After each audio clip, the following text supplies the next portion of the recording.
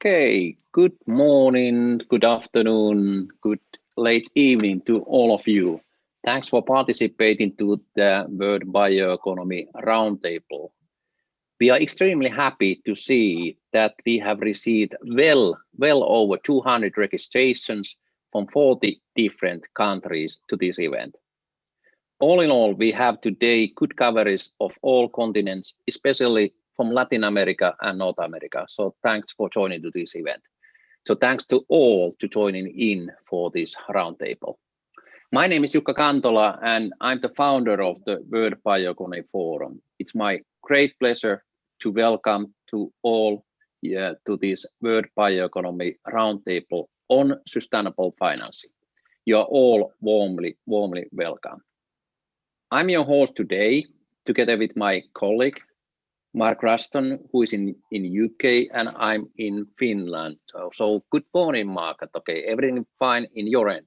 Good morning, everything's fine here, and welcome everybody. Thank you for joining us today. Yeah, Jukka, things are working out a little better in the UK. We're opening up a little bit, so airports, importantly, pubs are now open, so we can go and have food and dinner and everything in the pubs, which is good news. And you know, these roundtables are proving to be more and more popular. So thank you once again for everybody joining us. You know, to have over 200 is pretty good. And that goes along really well with our forum, which we have once a year, which is going to be in Brazil. So Jukka, can you tell us a little bit more about what's going on with the forum? How are we doing? Yeah, really. Yeah, thanks, Mark. That okay. I would say that okay, the preparation for the annual forum are progressing well.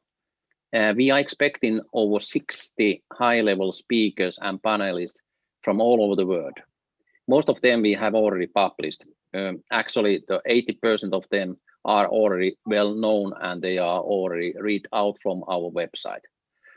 There are several prominent speakers like okay, Hamilton Mourão, who is the Vice President of Brazil, representing okay, the political sector of this bioeconomy, very important sector. Then we have a Dr. Carlos Nobre. Okay, most of you know that. Okay, he's very famous Nobel laureate and okay, scientist for especially for the climate change. So he will be there together with us. On the other hand, okay, besides okay, the political sectors, we are also keen on talking with okay, with the enterprises. And there are, for example, okay, Cristiana Teixeira, CEO Clubin, and okay, representing that part. Okay, Cristiana, by the way, was just nominated okay, one of the most prominent okay, the forest industry leaders by RISI Fastmarkets. So all in all, that okay, there will be a good lineup of speakers. So okay, we are very proud about that, and at the same time very grateful to have them okay within our forum. Big thanks belongs actually to our advisory board who has made that all possible. More detail you can have a look from our website.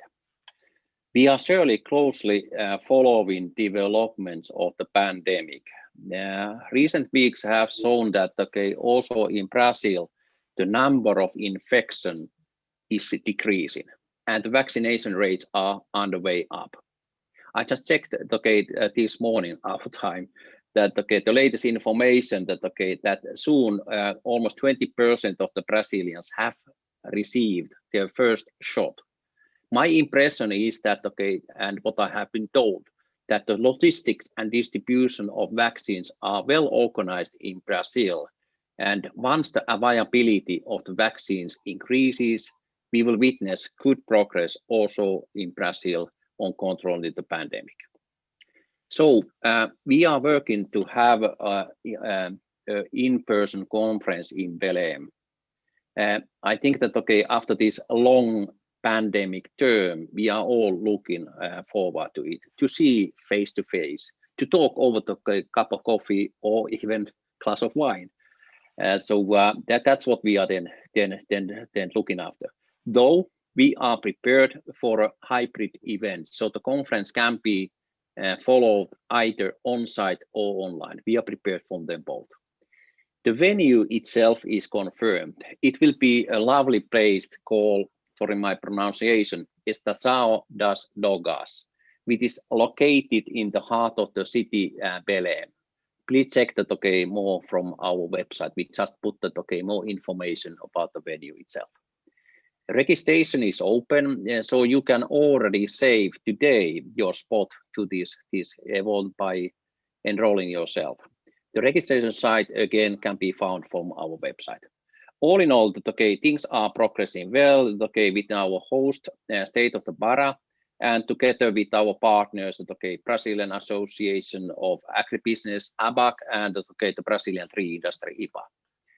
Belém itself is a very special location. It's already known that, okay, it is okay, gateway to, okay, to Amazon, but it's also known on its cuisine. Mark, maybe you can tell something about it. Yeah. I have to admit, I'm personally very excited about coming to the Amazon, and it should be really good. But as we've all been on lockdown, all of us have been experiencing our home cooking a lot. I have to admit, I'm getting a little bit tired of my own cooking, my wife's cooking, and even my children's cooking. So it would be good to actually serve and to have some nice food. So imagine what it'd be like going to Belém in Brazil and exploring the cuisine. It is actually one of UNESCO's creative cities of gastronomy. So it's definitely worth a trip there on its own. We can look forward to local seafood specialities, dishes made with acai, cocoa, and pupuna. I don't know what that is, but I imagine it's probably quite tasty. Yeah.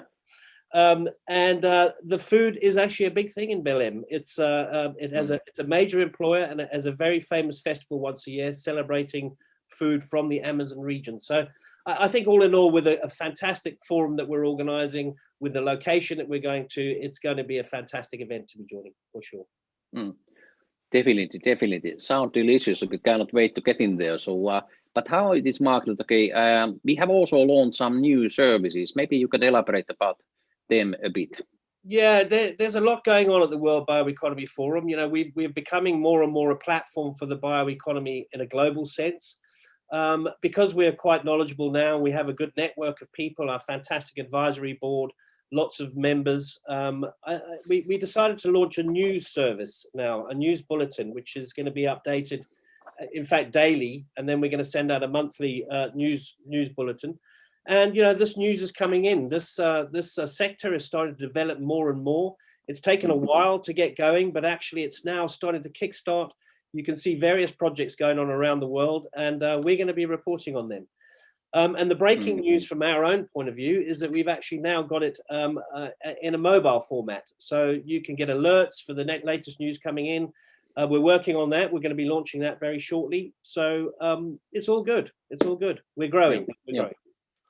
Yeah, impressive. Okay, good progress. Okay, looking forward to get that. That new service on my own gadget. So let's see. But let's focus on today's agenda. What do we offer to you today? So as always within the forum, we are repeating 4 thematic areas in our program, which are the bioeconomy, people, planet, policy. That's there because that we are talking in the language of the politicians. That is always needed.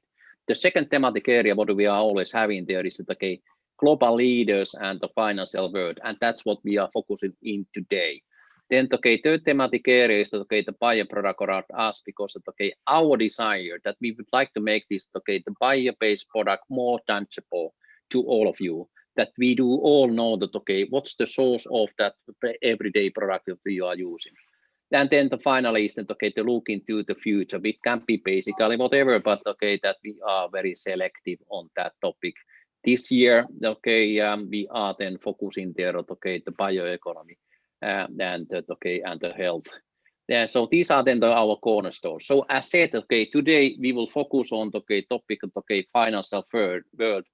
And the more specifically, what's the role of the different organizations to enhance the bio-based investment? So each region do have their own features. We would like to hear more about that. So we'd like to hear that, what's the role of the public and private organization related to bio-based investment? How does the financial world fit into it?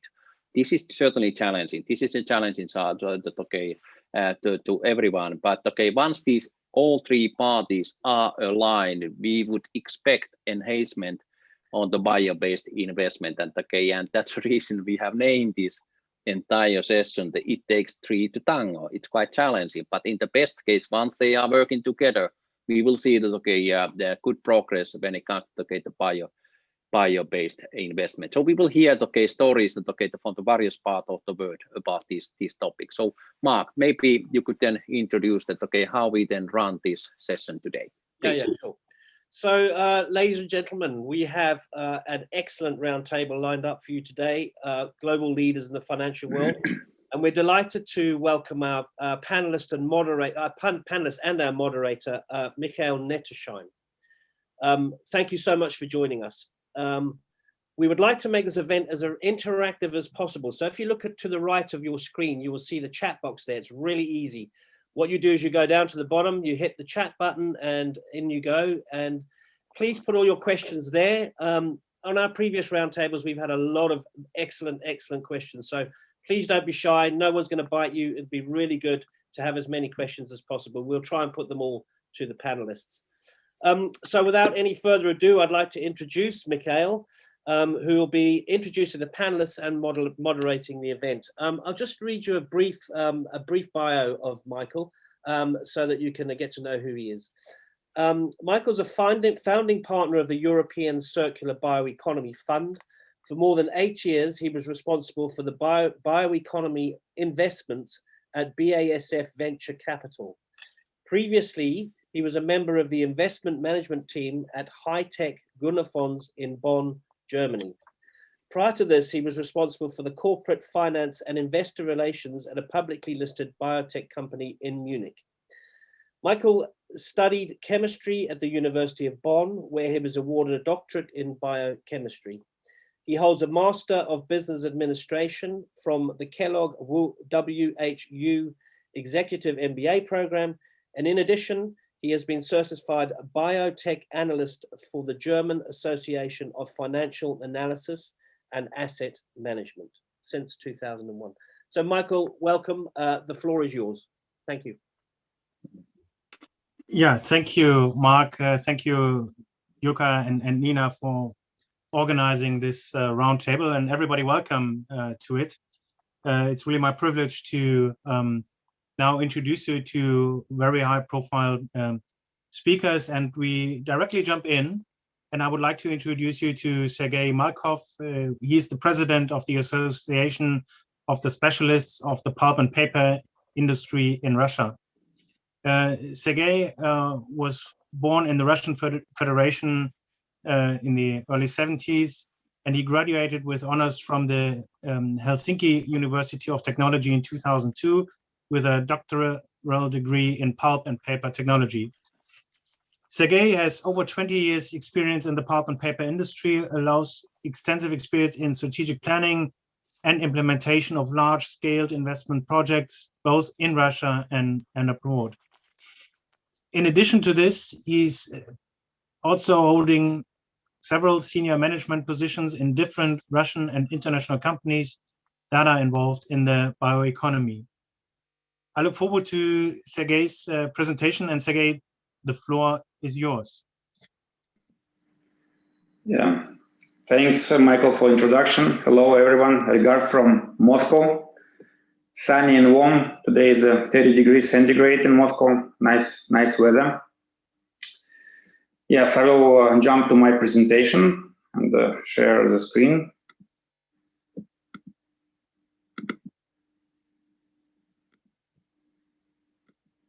Yeah, I hope you see it now. And subject of my presentation is the Russian forestry complex as a potential for contribution to the global bioeconomy. I talk about the forestry complex because I'm representing the organization which is basically working in the forest segment and trying to improve its efficiency in Russia, and then also to facilitate new directions of development, including the, of course, direct impact on the bioeconomy as local as a global. What concerns to the bioeconomy in Russia? At the moment, we can state that there is no national strategy exists for time being. However, several initiatives were taken, important initiatives were taken for the last about 10 years, and I In this slide, I list those initiatives. In 2012, the government has launched the coordination program for development of the biotechnologies for period till 2020. It's called Bio 2020 and was finalized last year. I will stop on that and give you a little bit summarize of the results of this work. Then the climate decree was adopted in Russia in 2009, and in September of 2019, Russian federal ratified the Paris Climate Agreement and became a rightful participant of formation of the modern global climate agenda. 2016, Russia has adopted the strategy for science and the technology development of the Russian Federation, basically trying to solve the main threats, global threats, and this program also in line with the program which is was adopted by UN. In 2017, 2018, several acts related to environmental protection and environmental strategy in Russia were developed and put on the paper and signed by the ministries. And some work recently was done in the segment of the forest complex. Russia is one of the richest countries in the world with having a lot of forests, and that work basically finalized in 2021 when the strategy of the Russian forest complex 2030 was ratified and signed by the minister Minshustin in February of 2021. To summarize the work of this Bio 2020, it's from one point of view, the goals which were set by Bio 2020 hasn't been achieved, but still this work was quite successful to some extent because the bio industry has gradually begun its formation in Russia, and main driving forces were market incentives and the demand from relative industries. And the program was focused on the nine areas. It was the biopharmaceutical, biomedicine, industrial, bioenergy, agricultural, food, forest, environmental, and marine biotechnology. In the beginning of the program, there were set several optimistic goals. As you can see on the graph, the multifold increase of the production of bioproducts, multifold increase of the consumption of bioproducts in Russia. However, the production as a fact was growing by almost double-fold, but it hasn't achieved significant growth as was predicted, and the consumption basically stayed at the same level during this last 9 years. So the plans were very optimistic, and then the results were more realistic and really didn't fit to the expectations.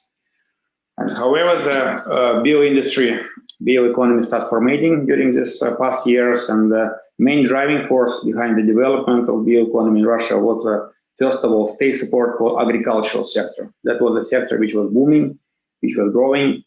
Amount of agricultural products were developed during 10 years by threefold in Russia.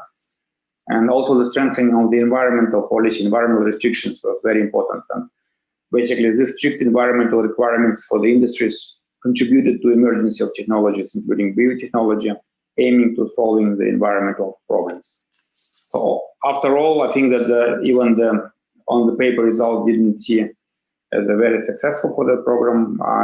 It was an important initiative, and it would put some kind of base for the future development. And jumping to the forest sector, we have a strong belief, of course, that the forest sector of Russia can contribute significantly to the Russian bioeconomy development and also to the global bioeconomy development. Russia is the third after Brazil in amount of standing stock, wood stock. We have about close to 80 billion cubic meters, and significantly larger than wood stocks of many other countries. However, contribution of the Russian forest industry at the moment to the country's GDP is very little, so it's only 0.7%. It's less than Brazil, significantly less than in the USA. Russia's share, in spite of the large forest resources, Russian share in the global forest product market is also quite small, only 3%. If you compare it to Finland or Sweden, they have a shares of 8 to 10%, and the USA, Canada is even higher.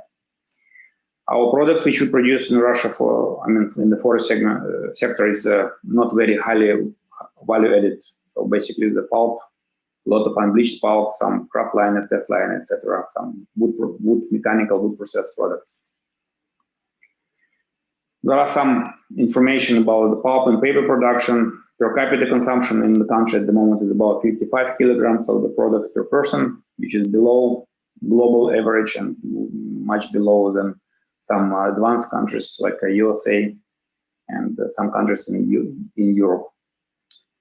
The annual allowable cut accounts for the 740 million cubic meters of forest on the paper, but only 220 million cubic meters is harvested.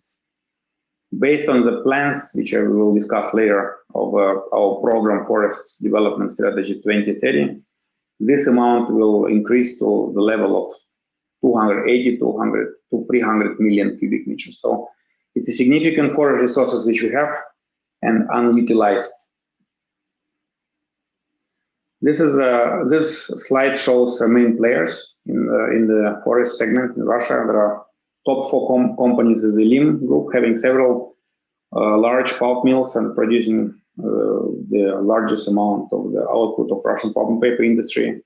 The pulp mill holding, having several companies, including the large Arkhangelsk pulp and paper mill, Mondi, Syktyvkar, and the Sigezha Group. Those 4 main players. And basically, in Russia, we have maybe about 300 enterprises in the forest, more than maybe 300. But on top 100 makes the biggest amount of the revenues. So coming back to the strategy which we have ratified in the February 2021, it's called Strategy of Russian Forest Development 2030. And basically, target of the strategy is to double the growth and make achieving this 1.5% of the total country GDP, increasing the Russian share in the world timber market and forest product markets, and focus on the value-added growth per unit of harvested wood. Basically, the numbers I mentioned, about 286 million cubic meters of the logging, increased by 30% from current level, and significant increase in volumes of production of the pulp, different kind of types of pulp, and of course the byproducts also. 200,000 of new jobs in the segment. And this is a main measures which are implemented in the strategy. State support for investment projects, demand stimulation, ensuring the availability of the raw material, forest infrastructure development, and development of human resources. One of the most important issue which we are dealing now in Russia, and the lack of the specialists, lack of the knowledge to develop this bioeconomy. Climate policy as well. Our organization, association, together with Ernst & Young, are doing every year some kind of research surveys among the different players in the industry, and we studied what are the risk investments they see to invest in the forest, to the bioproducts. And this graph shows a summary of our study in 2020. So the major 5 risks outlined here. It's a shortage of the raw material. In spite of the fact that Russia has the largest raw material available, we have a situation that the raw material is not available because of some limitation from the government, from the permit, logging, etc. Because of the weather conditions, sometimes it's not possible to log the forest because of the maybe some landscape issues. Some forest sources are on the mountain areas, etc., the swamps, etc. So many companies feel that the availability of forest resources is one of the key issues. Then the local competition risks, qualified personnel is rated as the number 3 risk, and that's really one of the issues which we are focusing now in Russia, and how to improve the demand for the young specialists, for the qualified specialists in the segment. Environmental requirements. So stricter environmental requirements, on the one hand, generate the need for the development. On the other hand, it's also the slow down investments. So maybe some projects are not really processing fast enough because of the stricter environmental requirements. As we see, the potential for the Russian forest industry, it's a summarize here. It has a very good potential.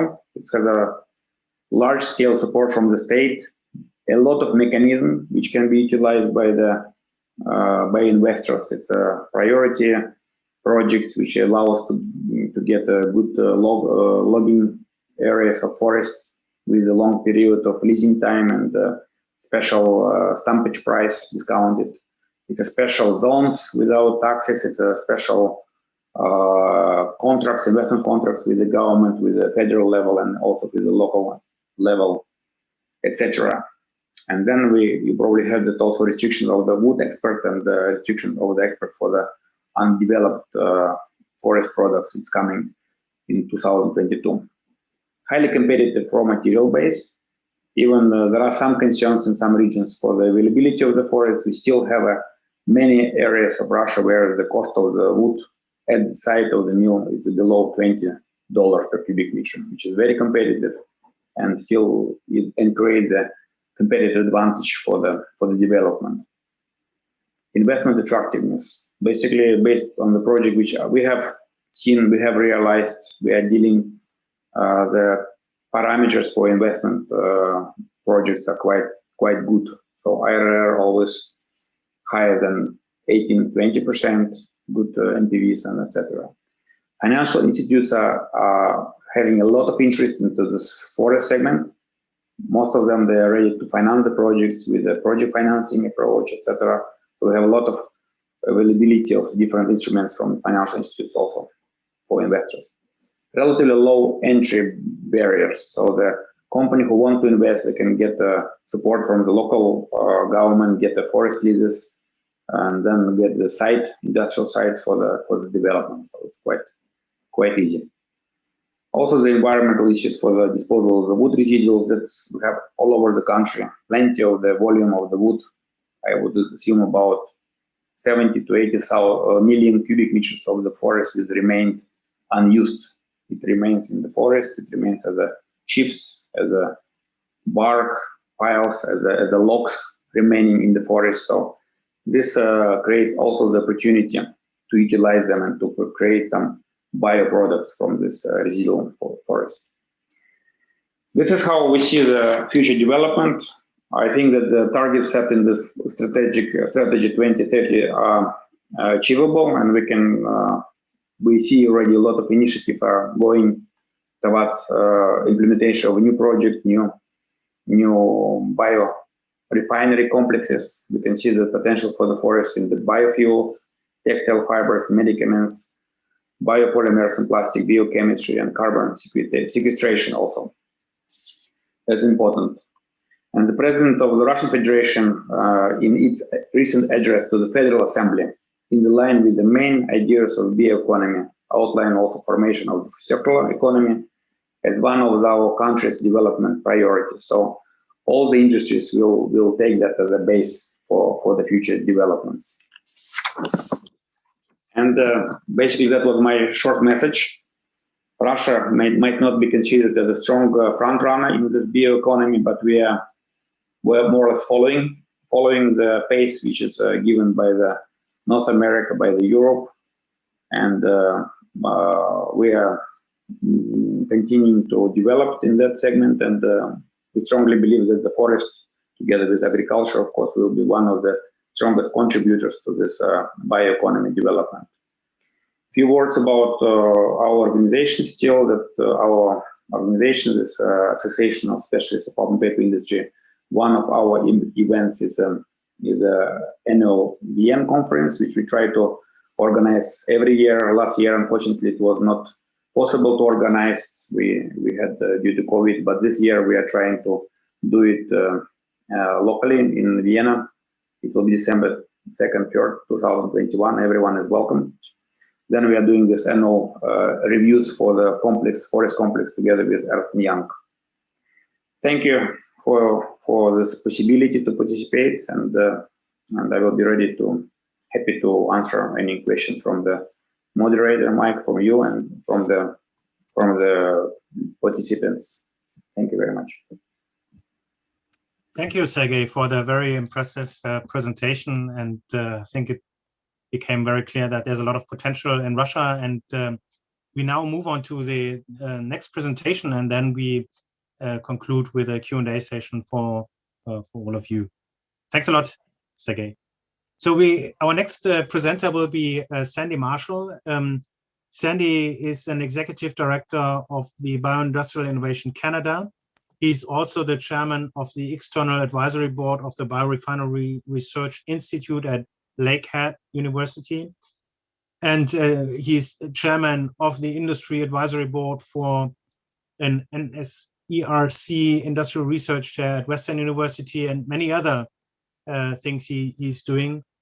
Sandy will now introduce us to the Bioindustrial Innovation Canada, and we look really forward to your presentation, Sandy, and please jump in. Great. Well, thank you very much, Mikhail, and good morning, everyone, and greetings from Sarnia, Ontario, Canada here. My name's Sandy Marshall, and I'm Executive Director of Bioindustrial Innovation Canada. In the next few minutes, I'm going to try and introduce you to BIC, our role in the Canadian circular bioeconomy, and try and give an overview of the Canadian investment space. Let me see how this. So as a start, BIC is a not-for-profit business accelerator. We were founded in 2008 with funding from the federal government, and was originally founded to support sustainable chemistry innovation. Our board and management team has deep experience in the Canadian chemical industry, as well as biomass supply chains, both forestry and agriculture, regional economic development agencies and academia, as well as board membership from finance, investment banking, and venture capital. And our board and our management team has a diverse representation from all across Canada. So BIC, our focus is on accelerating commercialization of clean technologies. And really, it's about creating jobs and economic value sustainably for Canada. And we really do it in three ways. We provide critical strategic investment, advice and services to early stage companies with clean, green, and sustainable technologies. And really our focus is on commercialization. So we tend to pick up companies as they have developed business plans and are moving through the phases of pilotation, demonstration to commercialization. But really, when I talk about sustainable chemistry, there's really three prime areas that we kind of break that into. One is converting renewable resources such as agriculture and forestry byproducts and residues into value-added bioproducts. And clearly that is the focus of the industrial bioeconomy. Second area is really efficient use of the world's limited resources, so water technologies, energy reduction technologies, so that area. And finally, the final area is recovery and reuse of the world's limited resources in the circular economy. So we really cover in many areas, but I would say one of the greatest focuses of our organization has been in the bioeconomy and now moving more towards the circular bioeconomy. And we really do that through three strategic priorities, and they're listed here, and I'll give a little bit of detail on them. First is around attracting and developing sustainable companies, and a lot of our focus over the last 12 years has been around developing clusters, industry clusters. And our first successful cluster that we worked on was in the Sarnia-Lambton area here in Ontario. And it is an area where the petrochemical industry has long been based. It was one of the first places in the world where oil was extracted. So we're very strong in the traditional petrochemicals, and the infrastructure here is very much set up to support that. And we felt that this was a very optimal location for trying to integrate the sustainable chemistry into the traditional value chains. We've recently started to work on a second cluster location in Eastern Ontario. and it's based on a similar sort of structure with a traditional chemical industry that is located there, and working with that region to build it out with more sustainable chemistry. The second part of this is building out value chains, and really this is a very important part. It's one thing to have good locations where companies can set up and operate. It's another to get them connected into the supply chains and the value chains in the markets that are existing out there. And we found that it's been very beneficial for us to focus on connecting companies along the value chain through our networks and helping them build out their markets and guaranteeing their supplies, as much as it is of helping them to commercialize their specific technologies and the innovations that they have. The second part here is investing in sustainable innovation in Canada. We do manage an investment fund. We currently have about a $22 million investment fund where we've invested in 30 companies over the last 10 years. We are able to invest up to $500,000 in any first investment round, and then follow on subsequent investments to that. And we also have the ability to invest up to $1 million to help one of our existing companies scale. This is really important for us to be able to find these early stage companies and then give them that early capital where it's very difficult for them to raise capital today. We often find ourselves investing first with angels or family office or families and friends in the early stages, and then of course as these companies move along their development path, we find ourselves in later rounds as the companies progress towards revenue. We do focus on partnering with venture capital firms across Canada and across around the world to try and draw in extra capital or additional capital to invest in these companies. And we have a number of partnerships that have been very successful in putting together syndicates of investment for companies. One of the things that is a little unusual or different for us is that we are more of a technical house. All of our staff, or almost all of our staff, are engineers and scientists. And because of that, we tend to look at companies from a much more operational and management perspective. So from that standpoint, we tend to be looking at some of the things quite differently than some of our VC partners do. The last part is that we not only invest, but we also get directly involved with the companies and support them to remove barriers to commercialization. We have the ability to provide government funding for projects that will help companies accelerate towards commercialization. And of course, we have an overarching mandate to support Canada to move towards a net zero and sustainable economy here, and that is done through communication conferences and as well as providing advice and services to government. The last point here, I think, is one that I should expound on a little bit, and this is the development of the industrial bioeconomy strategy in Canada. We do not have a bioeconomy strategy that has been built out from government. One of the early pieces of work was done by the natural forestry sector here in Canada, and they developed the forest bioeconomy framework, which is being used to build out a bioeconomy strategy for forestry. But it was very much focused specifically on there.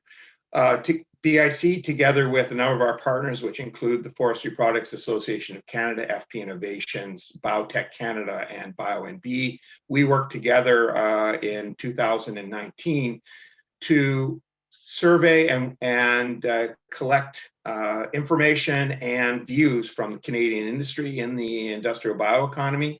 And through that work, we developed a industrial bioeconomy strategy that represented the views of industry.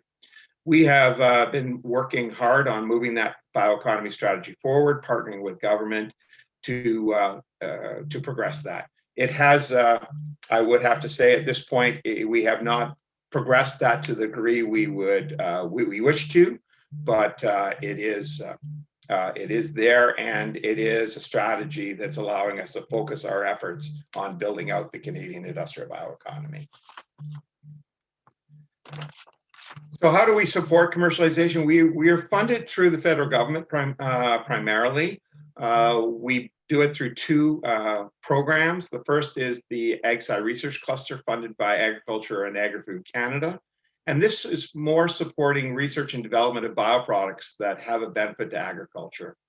And this is a $12 million program over a period of 5 years. And it's very focused on taking early stage R&D innovations and bringing them along to a point where they can be picked up for commercialization. It is a little early for the work we generally do, but we see this Bioproducts AgSci cluster as an important part of building early pipeline of technologies and companies that we can pick up and carry forward through full commercialization.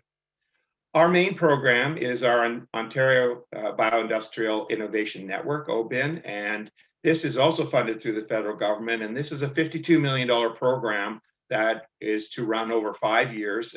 We are now just entering the third year of this program. And basically, this has two main components to it. The first is a top up to our investment fund. And right now we are actively going through due diligence of a number of early stage companies in the sustainable chemistry space, looking to invest this $30 million over the course of the next 4 years. On top of that, we have an additional 22 million, which can be focused on commercialization support. And this is where we can network, we can bring technical resources to bear, we can work to provide value chain connectivity for early stage companies. We provide advice and services to help these companies remove barriers to commercialization, while at the same time being able to provide grant funding to cover a lot of those expenses and to reduce the financial burden to these early stage companies.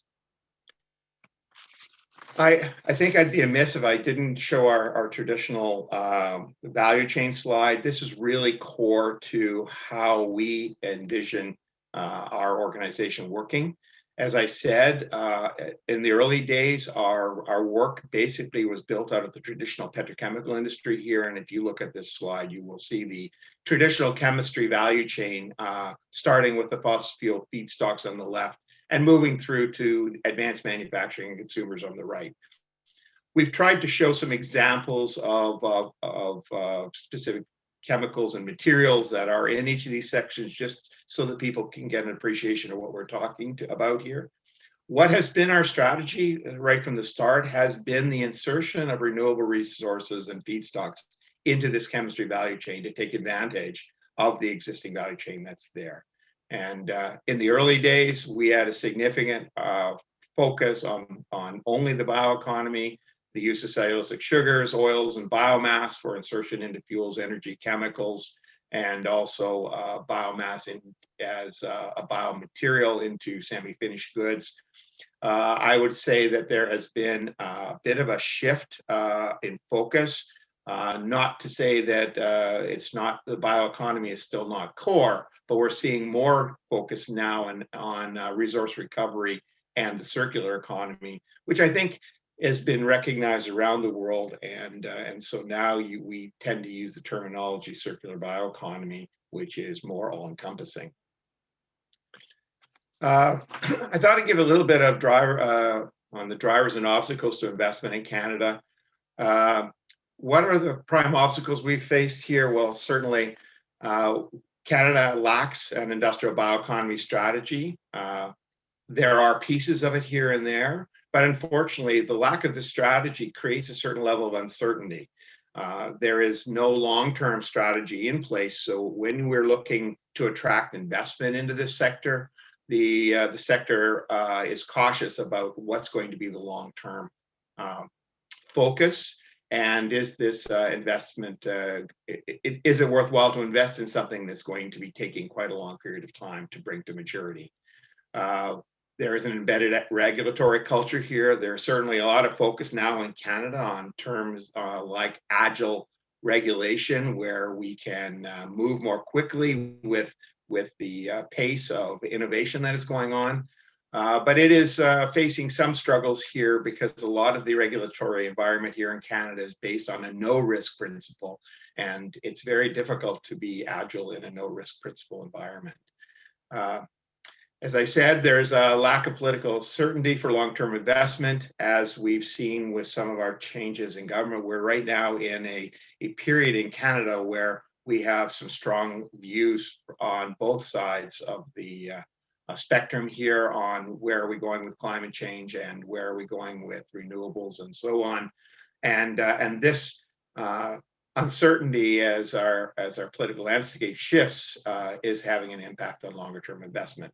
And the third part here is we do lack significant anchor companies. When I think of the multinational companies that exist in the United States and in Europe that are taking leading roles in driving the industrial bioeconomy or driving these value chains, I'm of the belief that here in Canada we lack the same number or portion of those as you do elsewhere in the world. And these anchor companies are very critical to create the ecosystems for early stage companies to build around and to be successful in. There are lots of places for people to invest their money. And so this area of the industrial bioeconomy or circular bioeconomy has to compete with other sectors for the limited capital that's available. The challenge in the industrial bioeconomy is that most of the projects are large capital requirements. And to get to commercial scale, often these projects are well in excess of $100 million. And it's not unusual to hear numbers of $1 billion being required for fully building out business plans, and that's a lot of money when for investment, and it's also been seen over the last decade or so that it takes a fair bit of time to build out these sorts of investments, and the investment money has to be very patient. What are the drivers we have and the strategies that are being taken in Canada today? I would say that the governments of Canada are doing a lot of work around supporting investment through various routes. The Business Development Bank of Canada, Export Development Canada, Farm Credit Corporation, these are all government investment agencies that provide investment monies into projects, either as equity investment or as debt. And these groups have been very important to the progression that we've had here in Canada. The Strategic Investment Innovation Fund is a fund of the federal government, which is specifically supporting investment in specific projects. So so that has been so the governments have played a big role in here. And of course, it would be amiss if I didn't mention ourselves in this. We certainly don't have the level of capital of these groups, so our impact is mostly reserved to earlier stage, where our $500,000 million and our expertise can help to progress companies to a certain stage. Unfortunately, there comes a point where companies need significant amounts of capital, and it then grows beyond our capability to impact the financing. But fortunately, we can still stay involved providing advice and services and expertise to these companies. I would say the second thing that's happening in Canada, there's a lot of government regulation that's coming in to drive renewable fuels and resource recovery. The low carbon fuel regulation is developing in Canada, and you are now starting to see real impacts with larger corporations moving in the direction of renewable fuels, investing in that space. Resource recovery, landfill diversion technologies. I know other places in the world have long stopped using landfills. Canada is blessed with lots of land, so we've been slow to move away from that. But now there's a lot of pressure on resource recovery to divert materials out of landfill and to close the circular economy. And we are seeing investment being attracted into this space, and I'll provide a couple of examples of that. And the other thing that I would say is that Canadian companies, as they grow, are attracting significant amounts of capital from outside of Canada. And certainly in the US is a very important place for us to get capital. And certainly the special purpose acquisition corporations that are in the US have been investing in some Canadian companies. And some of the Canadian companies are actually looking to go on European exchanges because there tends to be a more favorable view towards renewable companies in Europe. So as just kind of a close, we want a couple of examples. I think I'll start with an example that's not here because I think it speaks to the challenges that we faced.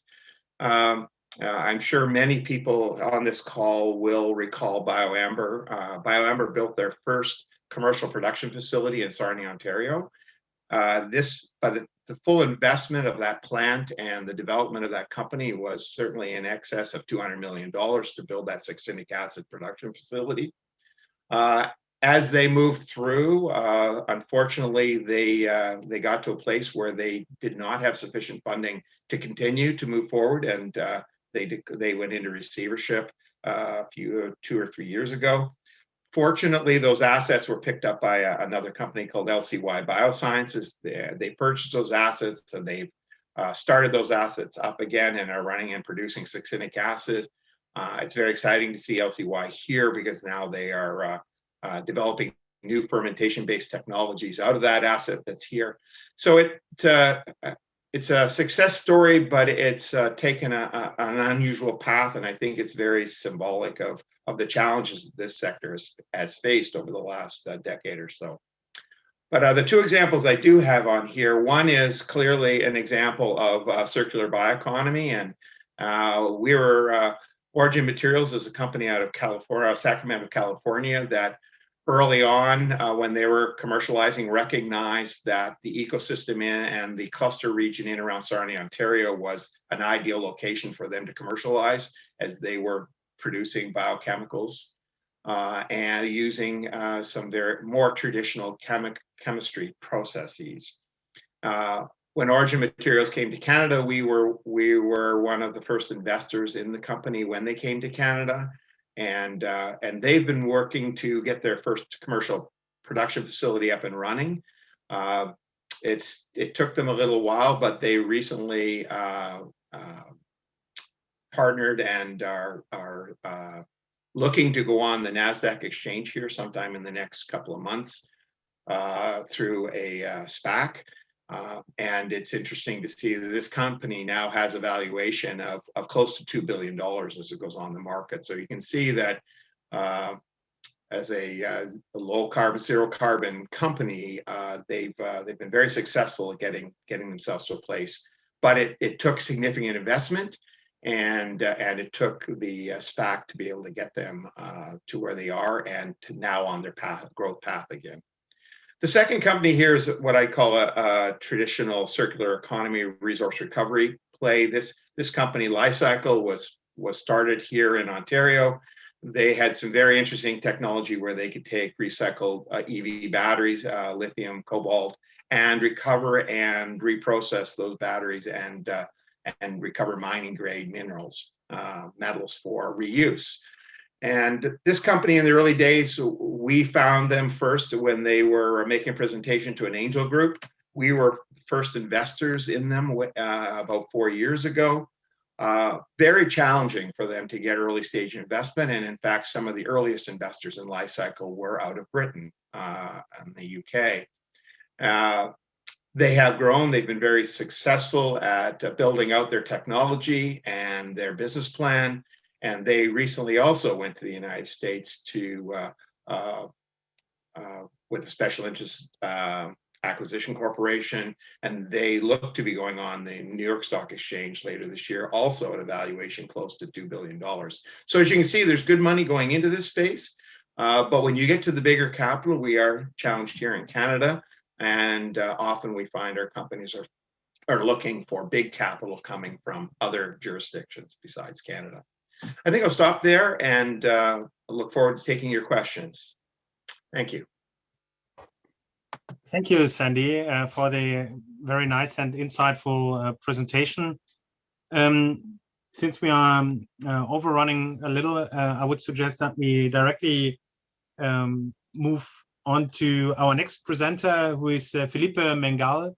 the executive director of the Bio-Based Industries Joint Undertaking, a public-private partnership.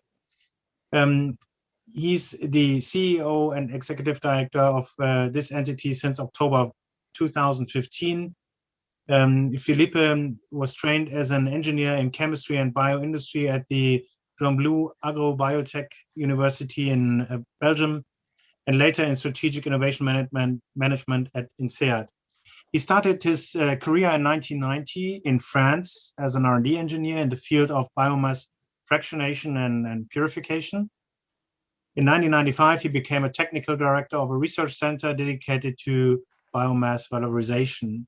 In his 25 years of professional experience before joining BBIU, Philippe held strategic managerial positions in France and Belgium, being the CEO of actually 3 companies and also a global R&D director of a multinational. We look now forward to Philippe's presentation called the Bio-Based Industries Joint Undertaking, how it contributes to the European bioeconomy. Philippe, the stage is yours. Thank you very much, Michael, and good afternoon from Brussels. I suppose now you can see my screen full screen. Can you see it? Is it okay? Okay, so I suppose it's okay. So Philippe, yes, Philippe, Jukka here. Sorry to comment that. Okay, then maybe you can use the screen mode if it's possible to select the screen mode. Yeah. Okay, so you are not in a screen mode currently? Now. I'm sorry for this. Now it's better. Okay, because on my screen it is full screen, so sorry for that.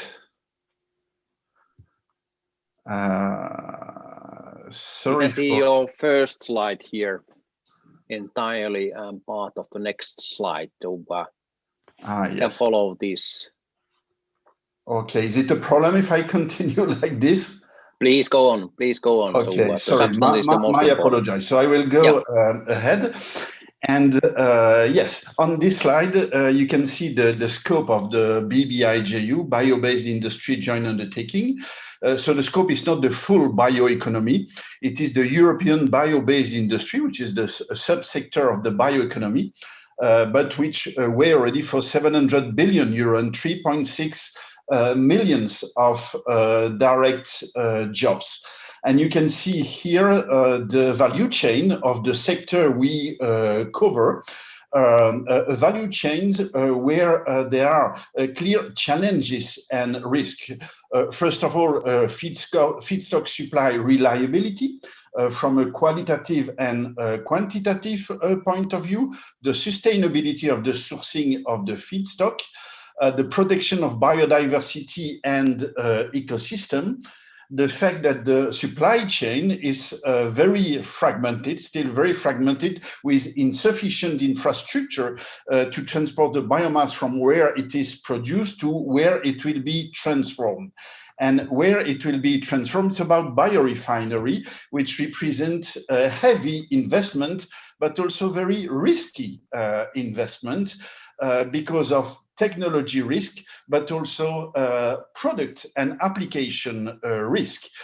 For example, always drop-in versus breakthrough. Drop-in means direct access to the market, but what about the margin? And the margin is with a breakthrough or product, but very risky, more risky, with more barrier to enter into the market. Consumer awareness was a problem and remain a problem with still a lot of confusion and not always the right clarity about labeling of products. New product specification remain a problem in Europe because when you have a breakthrough product, very usually the specification that apply in the market doesn't fit to the profile of the new product development. And this last one is very important because I will come back on it on my conclusion. Regulation, coherence, and stability remain a problem more than ever. And I will conclude on it my presentation. The sector needs a coherent, stable, and supportive regulation. The BBIJU was part of the European Bioeconomy strategy approved by the European Parliament in 2012. Since it had been revised several times. So BBIJU is a public-private partnership between the European Commission and BIC, the Bio-Based Industry Consortium. You just heard a presentation from the Canadian BIC from Sandy. Here it's the European version, if I may say, but that's a consortium representing the bio-based industry in Europe, currently having more than 200 industry, academic and research center members. The whole budget of the BBIJU is 3.7 billion euro, where 25% is provided by the European Commission, and the 75 remaining financing is committed by the industry. And this budget is invested to support research and innovation program to deploy the bio-based industry in Europe, with three main aims. The first aim is to de-risk investment. De-risk investment to trigger investment for companies where the investment in biorefinery is not necessarily their core business. For example, agro-food companies valorizing a side stream, but also the aim to keep investment in Europe, because in the past, Europe was recognized excellent in developing science and technology, but very often it happened that the investment were done outside Europe. And the last part is to attract also investment from outside Europe. And very recently, we have attracted an investment from an Australian company that will build the first commercial scale biorefinery in Europe. The second aim is about reaching the critical mass, which is essential for this sector, because not a group of company or group of region and country can reach this critical mass. That's why the mobilizing effect is critical. Organizing the value chain is also essential because the sector is still very fragmented, and the structuring effect, which is the direct consequence of the collaborative research, was really a key objective at the beginning. The overall objective of the initiative is to develop sustainable and competitive bio-based industry in Europe, and based on advanced biorefineries sourcing the biomass in a sustainable manner. How do we do that? By implementing the SIRA, a strategic innovation and research agenda co-developed by the industry, BIC, the Bio-Based Industry Consortium, and the European Commission, and implement this SIRA via call for proposal under Horizon 2020 program. And it's a very interesting moment for the today presentation because we just announced this morning the outcome of the last call for proposal of the BBIJU. I will come back later on it. So we fund, and it's about grant, different type of action. The first type of action is RIA, Research and Innovation Action. Here it's about demonstrating new technology. It's about filling the gap in existing value chain with a well-identified business case, but where a technology is missing or needs to be improved or need to be demonstrated. The second type of action is demonstration. Here it's about developing business model, so reaching a certain size and already quite a heavy investment. And you can see on the right side of the slide, the average size of the grant provided by the BBIJU. The third type of action funded by the BBI, which is very original in Horizon 2020 European program, is about setting up flagship biorefineries. Here we talk about commercial and industrial scale flagship, but that must be first of the kind in Europe. So meaning that we reach the TRL 8, which is the commercial scale, first of the kind, and funding that can reach 20 million euro per project. Where are we so far? I just said that we concluded the last call for proposal of the BBIJU, the call 2020. I signed the last grant agreement 10 days ago, and we have today in the portfolio 141 projects with more than 1,000 beneficiaries for a total public funding of the BBI of 820 million euro, and organization from 37 countries. Interesting also to look at this right part of the slide, because that's true that the BBI-JU, like other joint undertaking in the European Commission, are industry-driven program. But we have to fit with the particularity of the sector, and in particular, a lot of SMEs. And 35% of the beneficiaries in the program are SMEs. SME are essential for the program because they are very often the technology provider, but the program offers SME the opportunity to get access to the market and to scale up the technology. You can see on the right side that universities and research centers also represent 30% of the beneficiary of the program. And again, they play an absolutely key role in the program because very often they are not only the technology, the expertise provider, but are also the out-of-the-box thinker, which is of very high added value. Again, where are we so far? A big challenge at the beginning of the program was to address the full potential of the bio-based industry in Europe, with very different situation, very different type of feedstock from north to south, from west to east of Europe. What you can see on the map is the location in green of the flagship biorefineries, and in orange, the demonstration plant. No need to tell you that the business model of a plant located in Norway and another one located in Sardinia are completely different. And indeed, you can see on this slide that I will not detail too much, flagship per flagship, the different type of feedstock. Bottom left, you can see some areas which were not addressed enough during the implementation of the program, and we are very happy to have now on board in the portfolio the first biorefinery of the BBI, transforming municipal waste into added value products, as well as a microalgae reactor located in the south of France, which is the first biorefinery of this kind. And again, from the last call 2020, we will fund the building of a biorefinery next to Riga for the valorization of lignin. In terms of numbers, because what is important with those biorefinery, because it is really the end objective of the program, which is not only about developing excellent science and technology, but having a huge socioeconomic and environmental impact.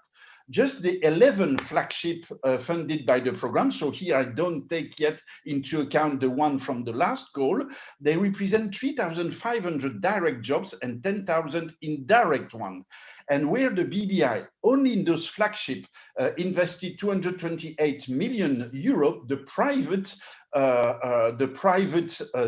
sector, so the industry, invest 1.3 billion euro. So it means a leverage effect of 5.7 euro private investment for each euro of BBI-JU grant. And those plants will enable to save 600,000 tons of CO2 emission. What is very important again is to remind that those plants are first of the kind in Europe that have been selected for the high potential of replicability. And some of those flagship, the lead investor in those companies already signed license agreement to replicate the plant in other location in Europe. And just to give you the picture that we are not at lab, pilot, or demonstration scale, just on pictures of some of the plants under construction, you can see the Lignoflag plant, an investment from Clariant in Romania for cellulosic bioethanol, or in France, in Amiens, the biggest ever vertical farm exploiting mealworm to produce high protein product from the transformation of side stream from agriculture. Just to give some example of it, and of course much more information on our website. This session is about financing, get access to finance. you can see that there are already a lot of very ambitious projects funded by the BBI, but unfortunately, we have a limitation, and the limitation is the budget. And we have very good projects selected via our process, and we have implemented a way to try to offer those projects not selected for funding to get access to other source of funding. And here we focus mainly on demonstration and flagship, because for those potential projects not selected because of limitation of budget in BBI, those projects, they have the characteristic to be, of course, close to the market, but having a very clear localization of the investment. And our role as BBI-JU is to identify, labelize this project, and thanks to agreement we sign, MOU we sign with EBRD, European Investment Bank, and ECBF, where Michael will certainly say a word about. So we guide those companies towards other source of funding. Our private partner in the program, BIC, the Bio-Based Industry Consortium, will reinforce that again with this new offer of service that you can find much more detail on their website. One of their 5 pillars will be about finance, to mobilize public and private finance for their company, with a particular focus on SME and startup, offering them not only to guide them, but to establish the contact with other source of funding. And again, to facilitate that, they have developed a digital platform to establish the connection between potential SME companies looking for funding with organization, and you can see again ECBF as a possibility of funding. So I will conclude with this last slide. I would say that the BBI-JU, after now 6 years of operation, is recognized as a high-impact initiative. But we consider we are not there yet. And CBE-JU, which will be the successor of the BBI, CBE-JU meaning Circular Bio-Based Europe Joint Undertaking, will for sure continue to build on the achievement of the BBI, which are socioeconomic and environmental impact, in particular the funding on demo and flagship, and continue the effort in structuring the sector and mobilizing all key actors from a geographic point of view, but also from a sectorial point of view. But CBE-JU, for which the Single Basic Act, so the regulation, the founding act of this program is still under negotiation currently, will indeed continue and will build on the success of the BBI, but will address some remaining gaps and failure. And a very important one is that investing in the bio-based industry, as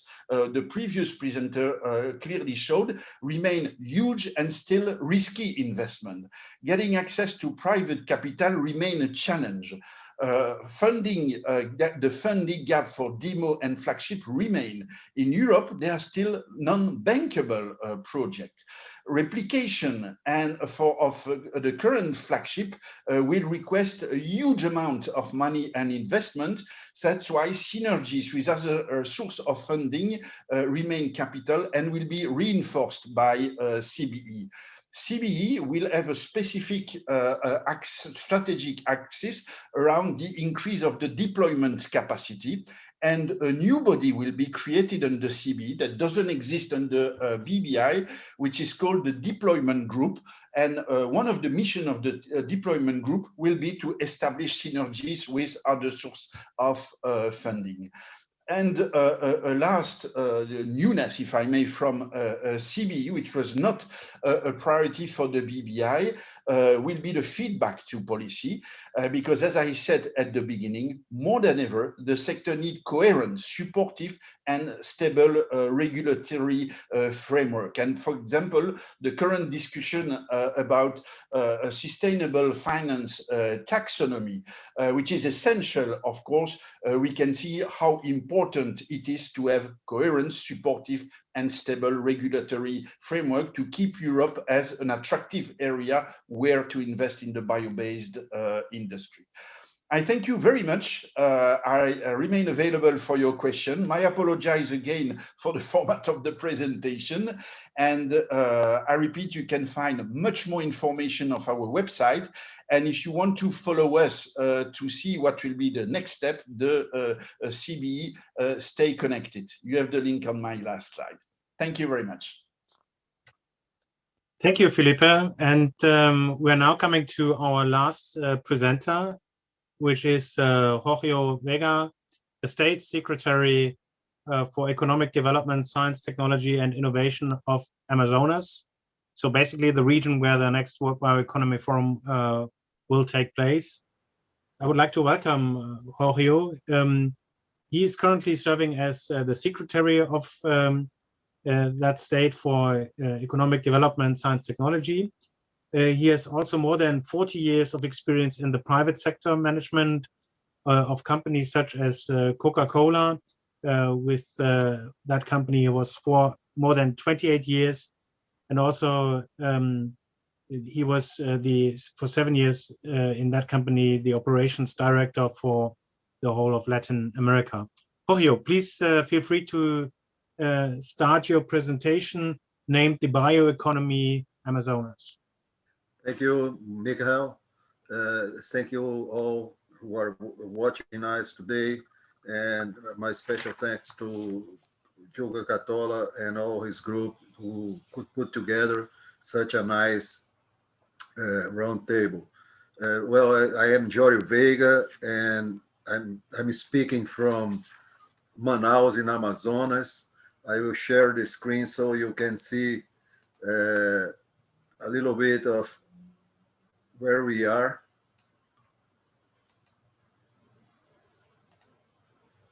I guess you can see my screen now. Well, that's where we are in Amazonas. It's this big state, is really huge in the heart of the Amazon jungle. And it's amazing because we have 97% of the forest is still untouched. So it's different from what you can hear from Brazil. 97% of the natural forest is still as it was in the very beginning of the years. Therefore, it's a very protected area. We are also the heart of the industrial free zone of Manaus. It has over 450 industries that are responsible for many of the products sold in Brazil, like motorcycles, TV sets, computers, and many other air conditioners. We are huge producers of those items for the whole country, and we do some exports as well. So we have more than 50 years in industrial production, what has also helped to protect the forest. In the state, we have about 4.2 million people living, from which 2.2 million are in the capital Manaus, where the duty-free zone is located. However, it has been a blessing and a problem. A blessing because it has brought a lot of wealth to the people who live in Manaus, but also a problem because more than 80% of the GDP in the state is attached to the industrial area. And that has prevented the interior of the country to develop. So people has to leave their hometowns and come to Manaus, which is the capital of the state, to look for job opportunities. And the capital is, just by coincidence, that Amazonas is a neighbor state to Pará, where Belém is located, where we will have the Bioeconomy Forum, but it's still a 2-hour flight from Manaus to Belém. So the distance in Brazil are very large, and in the northern region of the country is still larger. Now, the goal we have here is to develop what we call the Amazon biodiversity. It's the sector of the bioeconomy that looks out for the forest-based opportunities. And what we believe is that this biodiversity contains the elements necessary to give it a better life to humanity in things like health, with medicines, in food, with especially with the algae, and also the protein, the animal protein out of the fish to feed a lot of people in the world. The wealth distribution, our human development index is not very high, it's very low, and we need to improve it. It's a way to get that opportunity. Also in climate regulation and in social well-being. The way we are planning to do that is giving a better life to humanity, creating efficient products, not only selling the natural product, the basic product, but creating products out of those items of unquestionable quality, and also conserving our genetic bank because it's always here, and also preserving the forest. And the idea is to use all the research, development, and innovation we can. That's why we are trying to develop an environment here where we can create this bioeconomy that integrates all projects and actions with a single purpose, which is provide a better life to the humanity. We have plenty of opportunities here. And the Bioeconomy Amazonas is a set of public policies that has the knowledge of nature as a sustainable social economic development matrix, and the industrial policy. As I said before, we have over 50 years of industrial knowledge. We know how to manufacture products, and we have the richest biome in Earth. Therefore, if we can use research and development to create the products and industrialize them here, we will be in a very good position to grow in this market. And that's important. We are talking about Amazonas. We are not talking about the whole country. There are also initiatives in our country that goes along with some of those which have been spoken here. The framework for the bioeconomy builds a typology that supports a broader spectrum. No? It's not only the bioeconomy Amazonas as the forest, but also encompasses the traditional bioeconomy, the agroforestry, and the commodity-based one. It's important to know that in such a big state like ours, it's not only forest. We have all types of areas. We have plain areas that are flooded in the winter season and dry in the dry season. Therefore, the water goes up and down, allowing us to plant whatever we want during this time. We have spaces to plant soybeans and corn, just like other areas of Brazil. And they seem alike. They are like the other ones in the center of the country. So it's important that it's not only trees. We have different spaces for different use of soil. The idea is not prioritize only one type, but all the types with a special focus on the bioeconomy Amazonas, the forest, to understand what it can provide to all of us. So this is very important.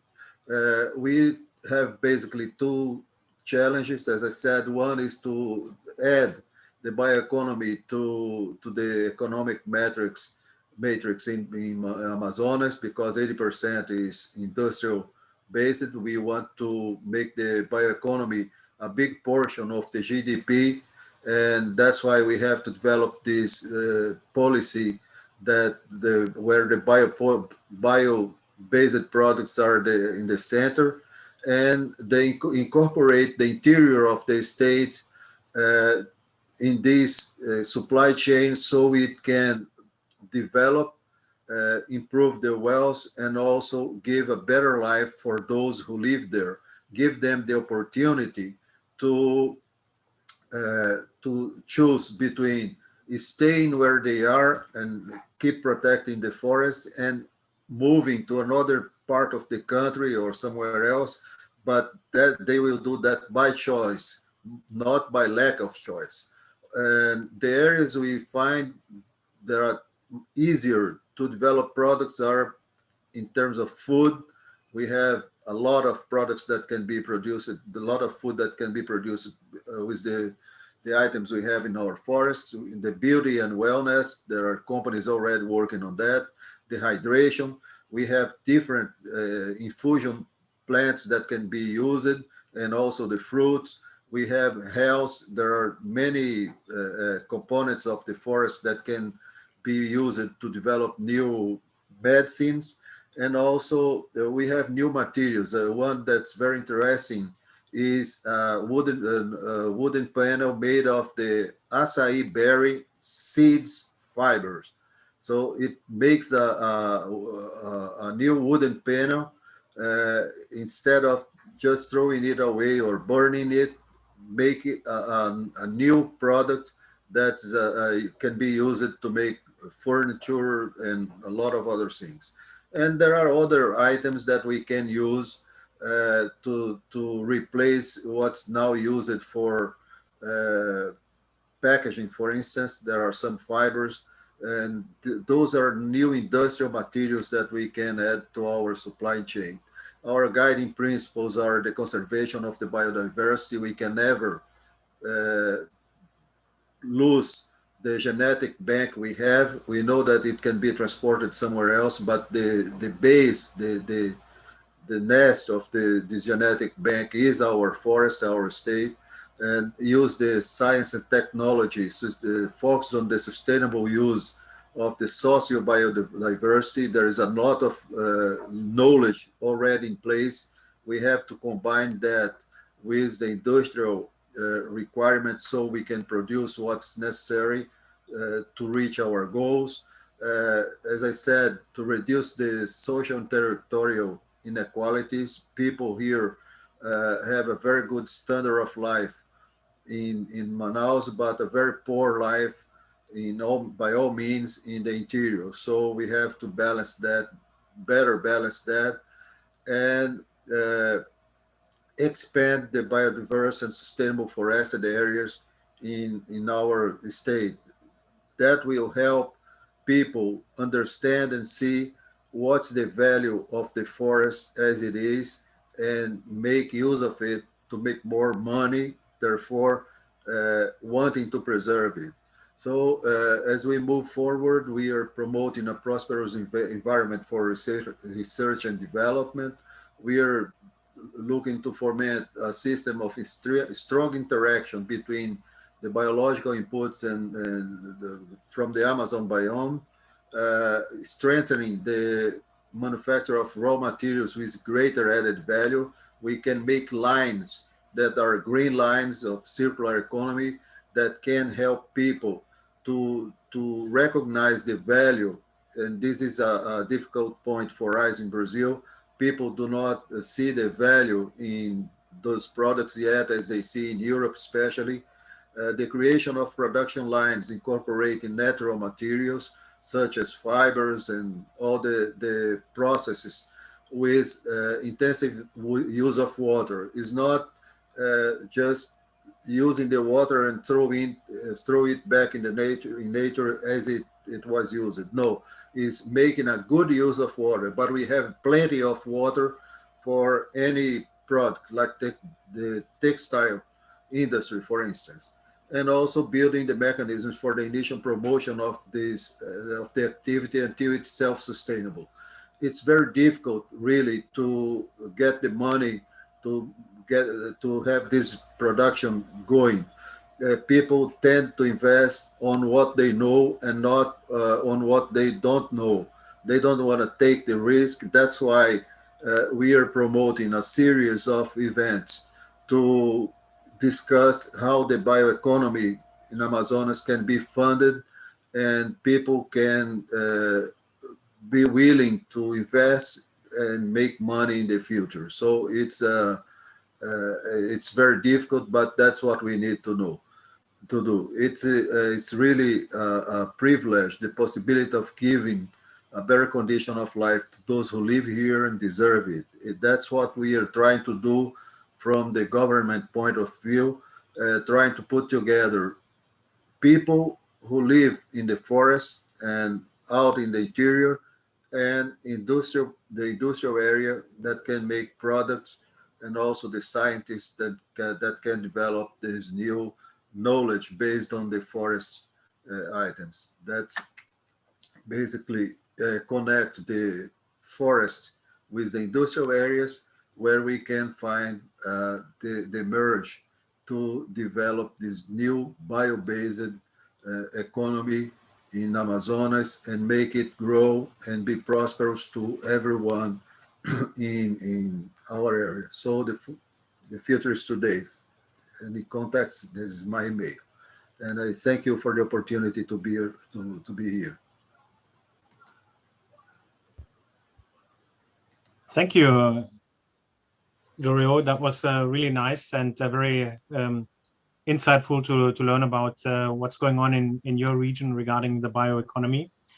We do have some questions for you, the presenters, and I may start off with Sergey. Sergey, you have shown, of course, that there's a lot of biomass and available in Russia, and you also have shown us some downstream industries or downstream applications. Where do you see the biggest potential? And I also saw on the risk slide that financing is not a big issue in your country. So where would that money flow to? What are the hottest topics? Yeah, thank Michael for the question. So we basically believe that two biggest areas where the money will flow now, it will be the development of this biorefineries. So basically the large consumers of the forest, production of the fiber as a main product, and then different byproducts.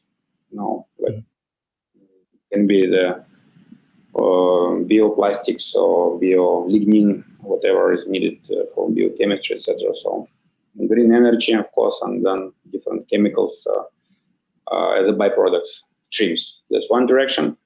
Then one direction where I see the potential now, it's liquid biofuels. So that's driven by surprisingly by the European directives, this RED2 directive, when the biofuels need to be by 2030. Correct me, have certain amount of percentage of in the biofuels, maybe up to 16%. And since Russian big oil companies are, most of them, they're also working globally. They work in the European market. They have own oil rectification, oil refineries in Europe as well. So they are concerned about this future limitations, future restrictions, and they are already studying carefully what are the possibilities, how to ensure this volumes of biofuel which they can blend or which they can produce from the different sources, including the agricultural waste, but also the forest. And that's a second direction where I will see the strongest development in the next 5 to 10 years. Mm-hmm. Yeah, very interesting. And when you look at this, how do you foster innovation? Then is there will that be part of a bigger bioeconomy program at one point, or where do you see that moving in Russia? At the moment, is driven by the companies. It's market incentives which are driving them to invest money into the R&Ds to develop. Mm-hmm. But I think that all companies, they have a very good access to the government, and some of the companies are state-owned. So we will see some kind of corrective measures by the state as well towards it. So recently, for example, one of the corrective measures were removal of the barriers for the bioethanol production 2 years ago, because previously it was some legislation that you cannot produce this bioethanol, but now it seems like things moving even to that direction. There are plenty of studies towards the pyrolysis oil, plenty of liquid biofuels. That's one of the streams which will be quite widely developed in Russia, I believe. Yeah. Okay, thank you.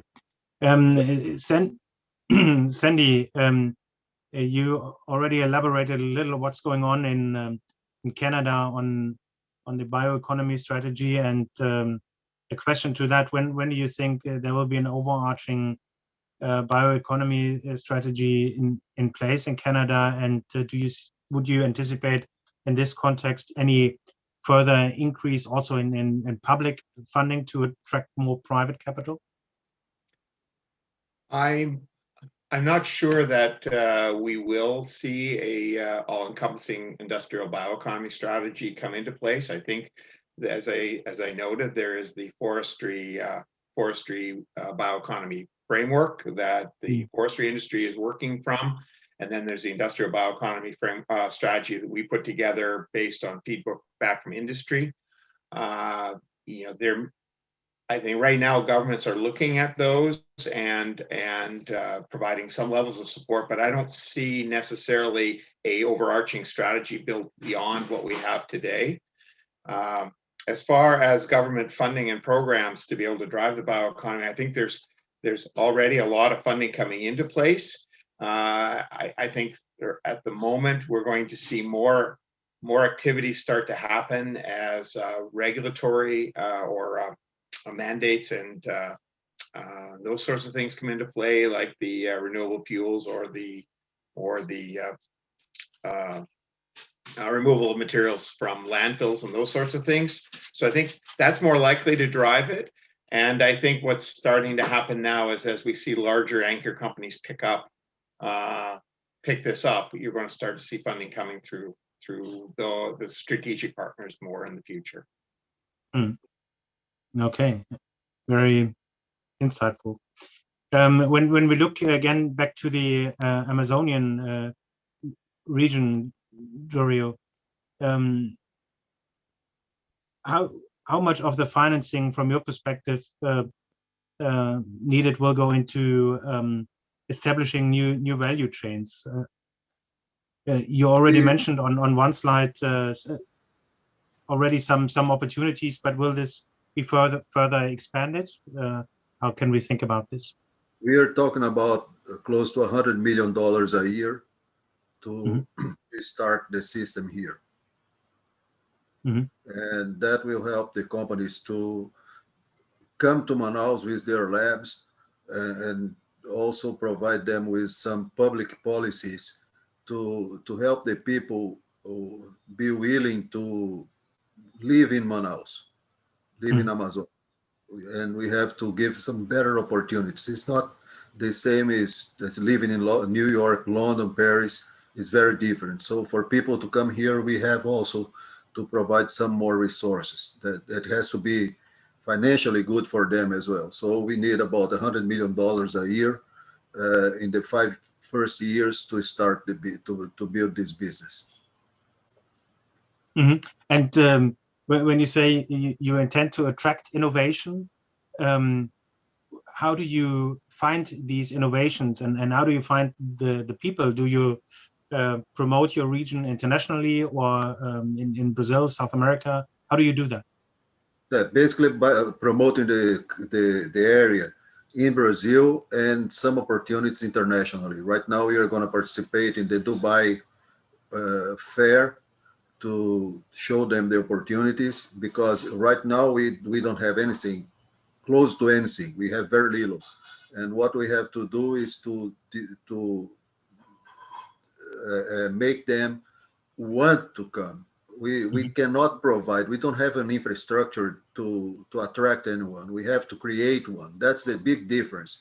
It's very new, it's very in the very beginning So we have to give the first step to keep to start moving, and it's very difficult because all of the efforts have been put in the industrial area, the conventional industrial area.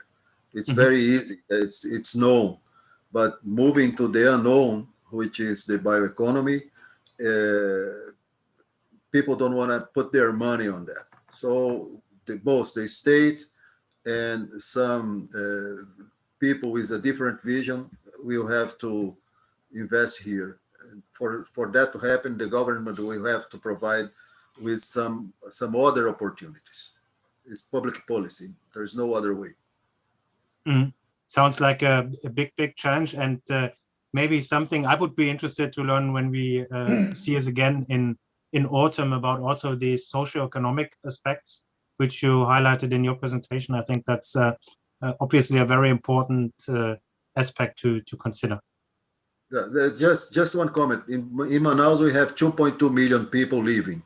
The next city has around 120,000. 50 with 10 to 20,000 people. So the distances are very big. The cities are very small, and the logistics is very complex.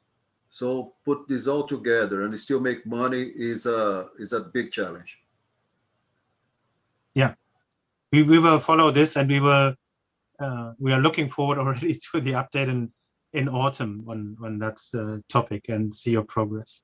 Felipe, before we now move to the audience, a question for you. You just mentioned the CBE as the new funding entity. When will that go live? That's really, I think, interesting for Europe.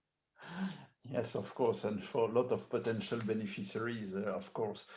So in fact, joint undertaking are EU agencies, but they are created for a certain period of time, and you need to prove and you need to confirm. It's a whole process of selection. I will not go into the detail, but we are now reaching the end of the process.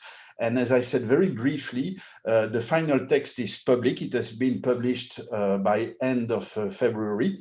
The discussion is still not going at council level, so meaning with the 27 member states and in the parliament.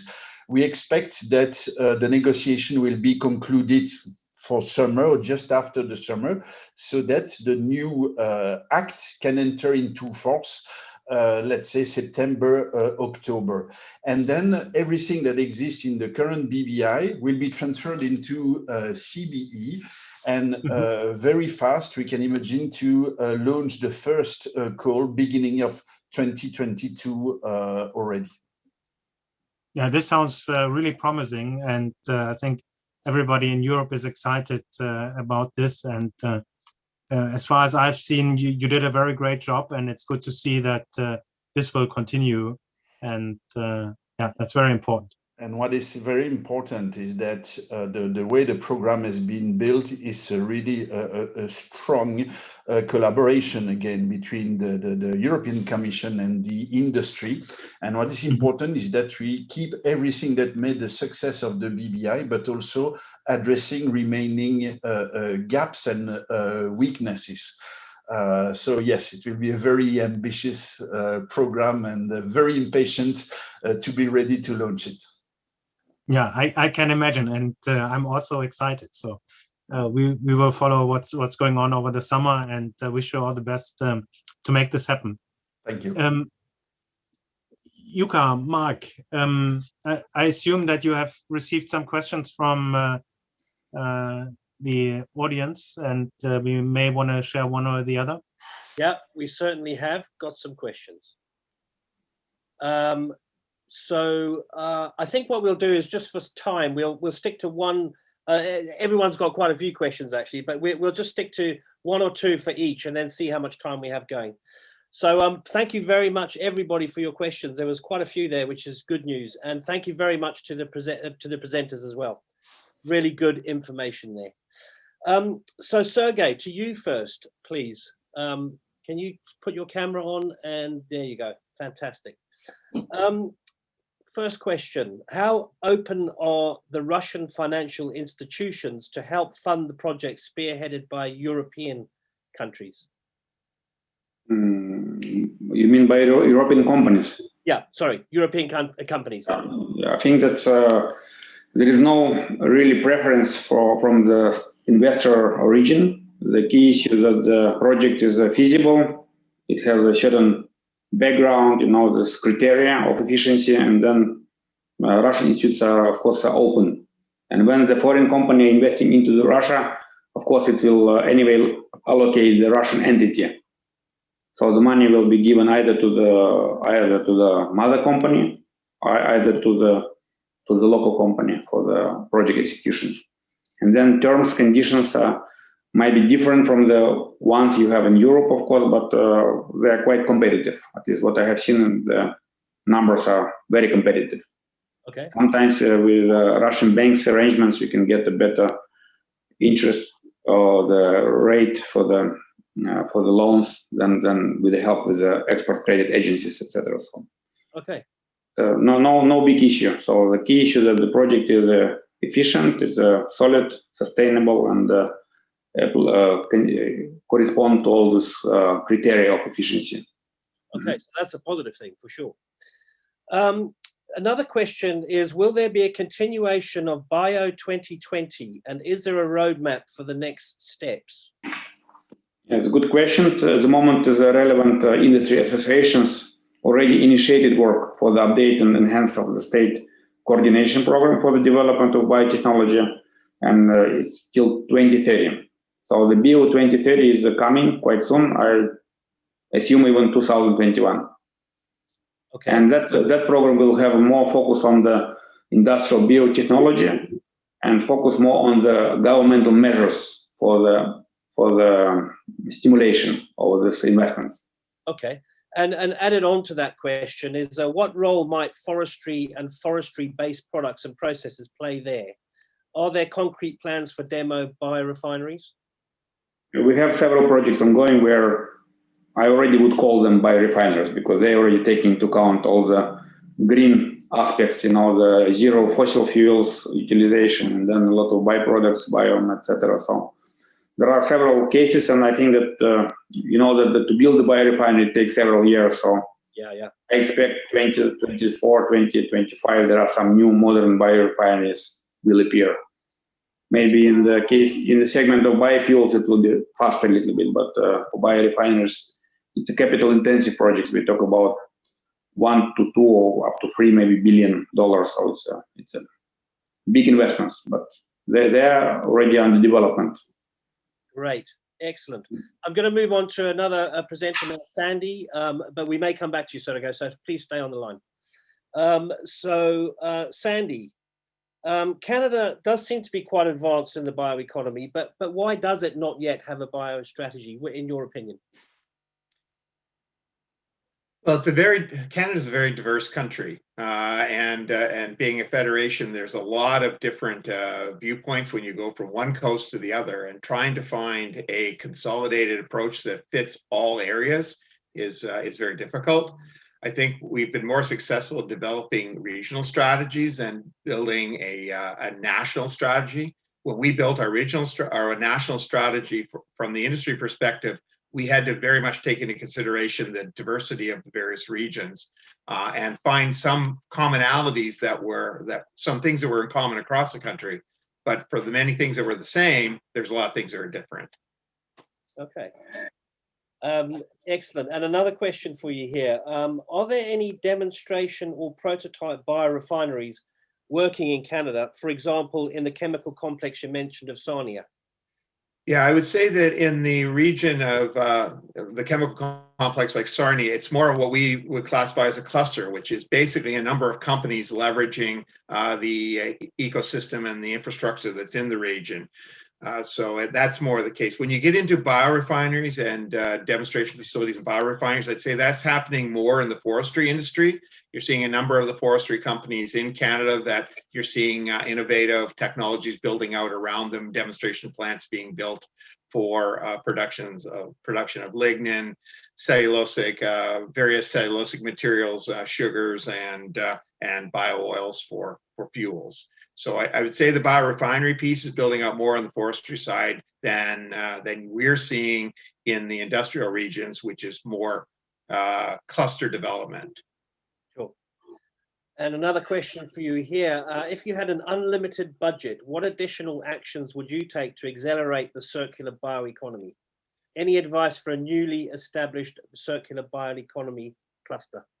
Well, that was an interesting question when I saw that one. And so my first thought is, what would we do if we had unlimited money? And I was listening to Felipe speaking about what they're doing in the BBI JV. And I have to say that we look at what's going on in Europe as being an excellent model. At the same time as I was thinking that they had unlimited money, Felipe was saying that they needed more money. So I think it's all relative. I will say that in Canada, we did put forward a proposal to the Canadian government around when they were developing their superclusters, which are industry-driven focus areas of development, and we put one forward on the bioeconomy. And I would say that we looked a lot at what BBI JV was doing in Europe, and we're building our model out around that. Of course, Canada being smaller than Europe, the numbers were quite a bit smaller, but the model I feel that you're using in Europe is quite good. And if I had the opportunity, that would be a path we would certainly go down. Excellent, thank you very much. We're going to move on to Philippe now. There were some more questions for you, Sandy, but we'll move on. Great presentation, Philippe, very comprehensive. Will the taxonomy directive of the EU be helpful or more risky for implementing bio-based industrial activities in Europe? Okay, thank you for the question. I think coming from Christian Patterman. So very, very important question indeed. I explained during my presentation that the bio-based industry in Europe absolutely need a stable, supportive and coherent regulatory framework. Of course, Christian knows what the taxonomy is about, but just in a few words, this European taxonomy, it is a robust science-based transparency tool for companies and investors that will introduce clear performance criteria to determine which economic activities makes a substantial contribution to the Green Deal objectives. So coming back to the regulatory framework we need in terms of coherence, really the sectors welcome this taxonomy because it makes the coherence between where to invest in and the coherence with the Green Deal. So that's for the coherence. Now about the supportive aspect, that's where we have to pay a lot of attention, and in particular for the bio-based sector, there are a lot of, so the document is not stable yet, the criteria are not stable yet, and we have to pay a lot of attention about the type of feedstock. So the sector gave already some feedback about it, and just to give you an example, we really need to avoid the risk that feedstock coming from a food crop can be used for a bio-based application. And in terms of stability, the sector strongly believe that when we will have a strong system in place, it is really a guarantee of, I repeat, coherence and stability. And you know that if there is something that investors hate, it is instability. So really, we welcome that. And for CB, the successor of the BBI, of course, the criteria of those taxonomy are already been taken on board. Excellent. I hope that answered Christian's question. Next is, you mentioned that the BBI-JU has funded high impact initiatives. Who is responsible for conducting the impact assessment and how is it done? Are applicants required to follow standardized methodologies to measure the impact of their initiatives? Yeah, in fact, the impact of the initiative, we have a monitoring system on a yearly basis, but it is performed by ourselves. And we have an external evaluation. We had an interim evaluation at the middle of the program, and they will have also a final evaluation, and it is performed by a panel of independent experts recruited by the European Commission, and that will perform an independent analysis.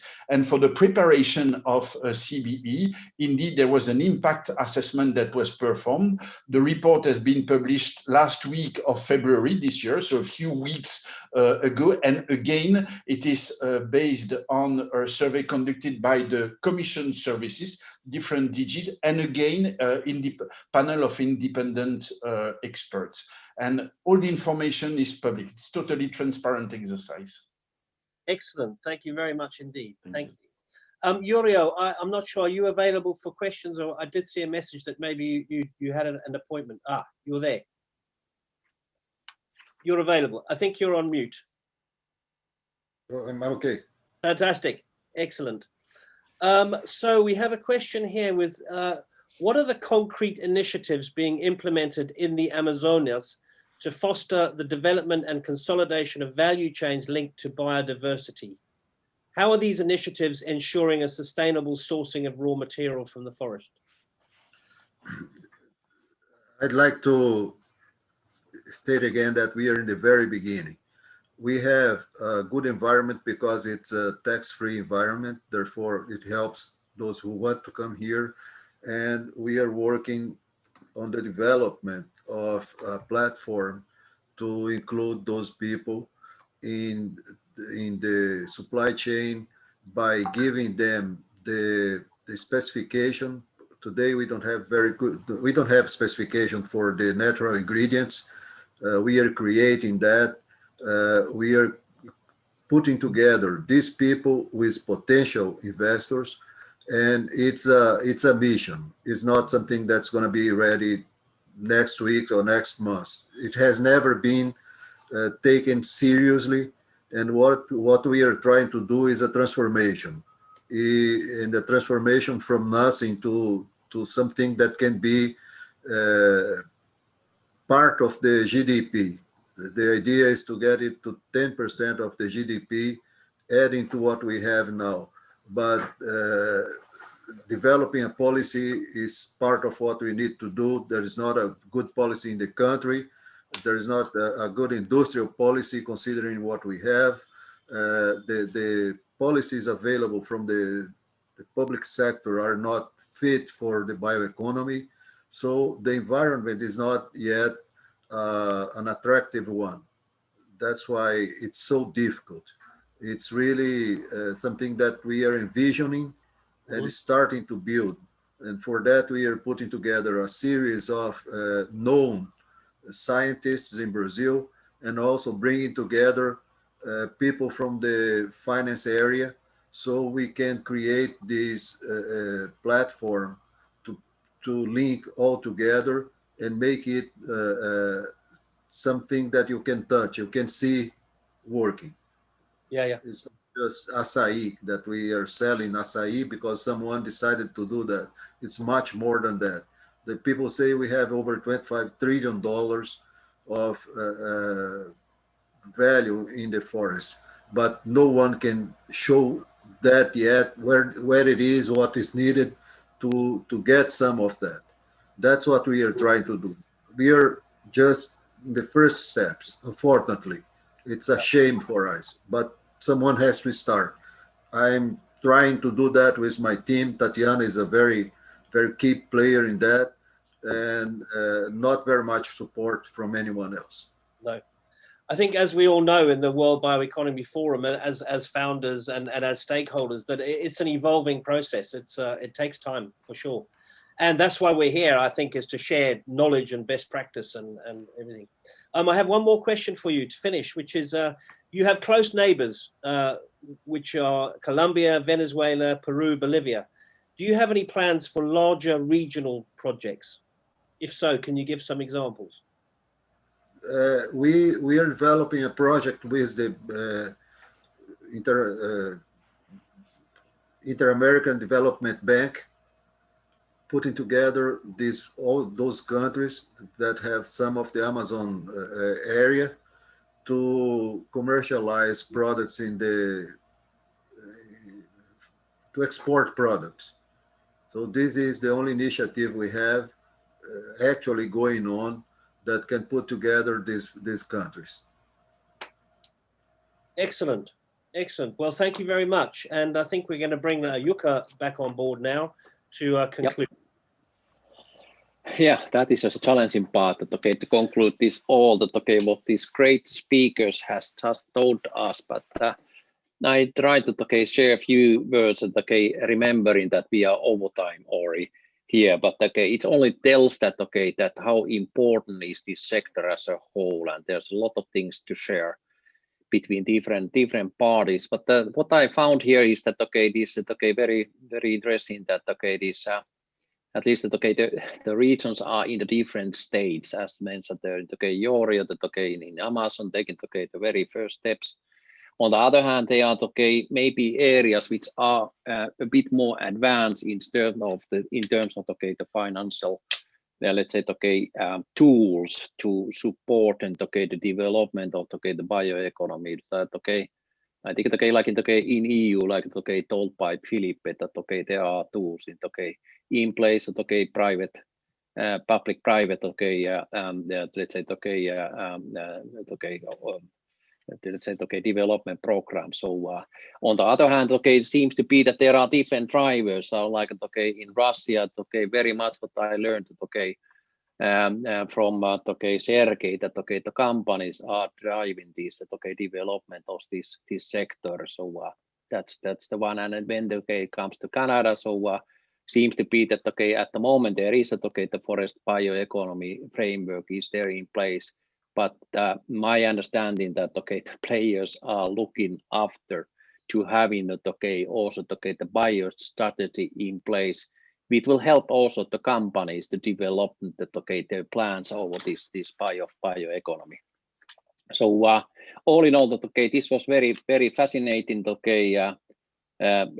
roundtable, and I would like to thank again all our panelists, Sergey, Sandy, Felipe, Torio, and moderator Mihail, of your time, that you all did a good job, and thanks to Mark for co-hosting this event, and thanks to Nina to running these all technical gadgets that we could then reach all of you. So this was now this third roundtable.